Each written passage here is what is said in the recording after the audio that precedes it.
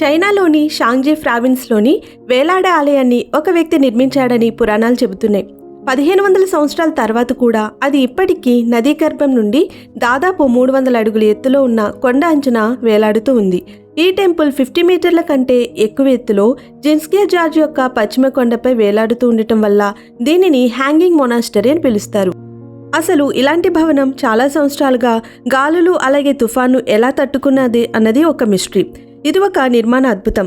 ఇక్కడ చట్రాన్ని నిర్మించడానికి ఒక ప్రత్యేకమైన యాంత్రిక సిద్ధాంతాన్ని వర్తింపచేస్తుంది.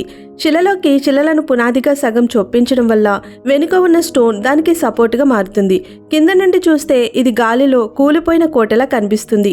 లోపల ఇతర టెంపుల్స్ లాగానే ఉంటుంది.